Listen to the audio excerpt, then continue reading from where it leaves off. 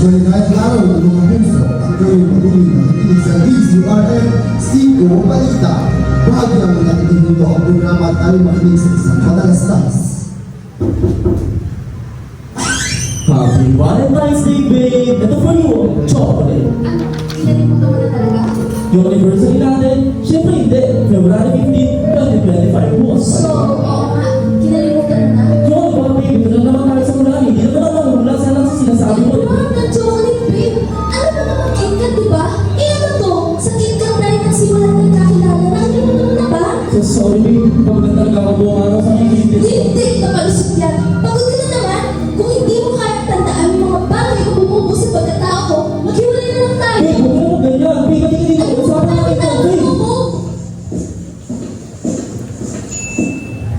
Be with the person who will remember, not just your preferences, but the story behind them.